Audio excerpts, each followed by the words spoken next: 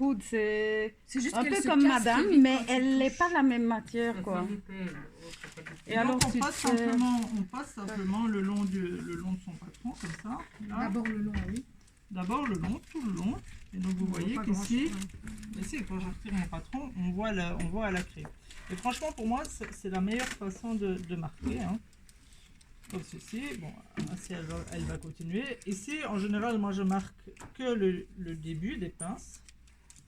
Mais vous pouvez marquer toute la pince si vous voulez, mais que le début et la fin des pinces. Pour marquer la fin des pinces, c'est avec votre fil de faux filure. À côté de moi. Un fil de faux filure. Vous le mettez en double, vous faites un nœud. Cette fois-ci, on fait un nœud. Et en fait, oui. Et puis on passe le fil à travers tout. En fait, vous pouvez faire ça quand vous avez coupé votre patron. Hein. Vous laissez un long fil et vous refaites un nœud. D'accord. Vous faites ça ici, mais vous pouvez me faire ça aussi aux angles pour être bien précis. Si vous voulez, au-dessus des pinces aussi, pour être bien précis. Et même, surtout toi dans un tissu comme ça, sur vos crans, pour raccorder vos crans. D'accord. Il y a d'autres façons de faire. Souvent, on peut faire un petit cran dans la couture, mais voilà, Asia, un petit cran dans la couture, elle ne verra rien du tout. Parce que ça va s'effilocher, les fils sont trop épais. Donc toi, du coup, tu vas me passer chaque fois des fils mèches à chaque point. Okay. Pas celui-là, mais celui-là. Si vous faites le papier calque, c'est pareil. Hein. À chaque angle et chaque cran. Et chaque angle de pince. Ben, moi, j'ai pas l'angle de pince, mais l'angle de la jupe là au coin, sur ta ceinture, si tu. Mais la ceinture, ne la coupez pas tout de suite. Ça, c'est le papier calque. Comment est-ce qu'on l'utilise? Je ne vais pas le passer par contre, je vais juste vous montrer. On le met en dessous du tissu.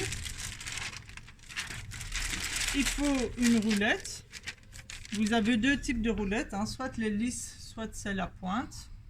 Les lisses vont plus marquer sur le tissu que c'est la pointe, surtout dans un tweed, parce que c'est des tout petits points et parfois on ne les voit pas très bien.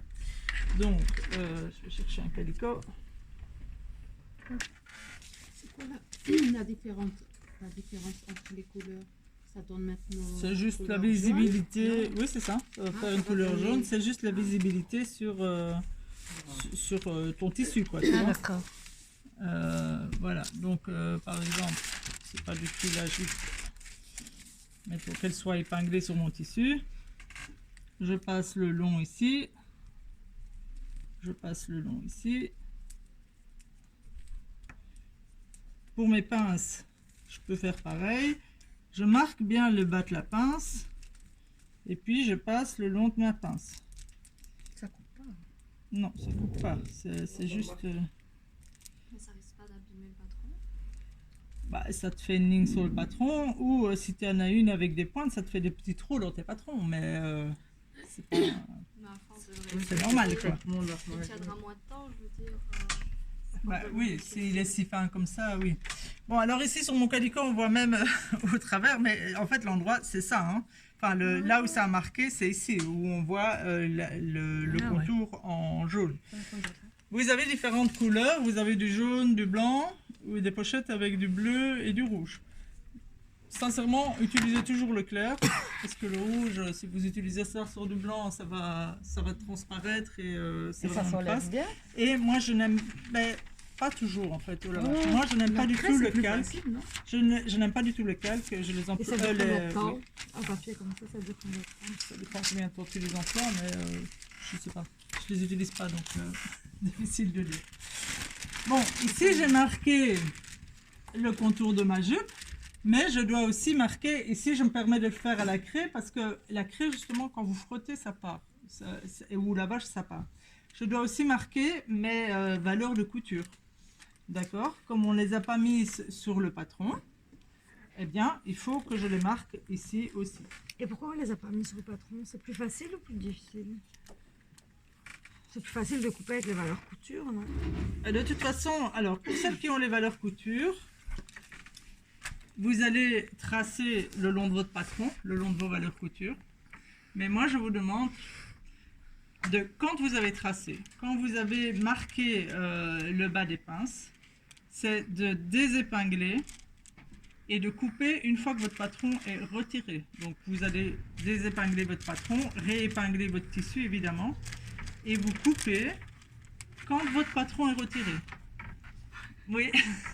Pourquoi? En industrie, c'est toujours comme ça. On ne coupe jamais le long d'un patron. Et quand on coupe le long, de toute façon, c'est pas...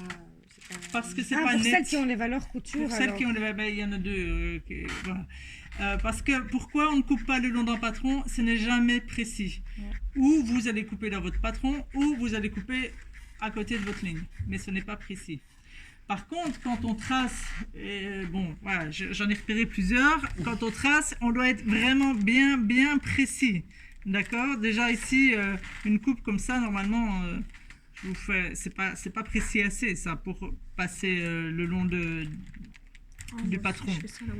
D'accord? Donc vraiment la précision est super importante. Alors, vous avez votre équerre, servez-vous de votre équerre. Pour faire des parallèles dans les longues lignes droites, vous mettez bien, ici j'ai décidé 3 cm, vous mettez bien sur la ligne de 3 cm, vous appuyez fort sur votre équerre pour que votre tissu soit plus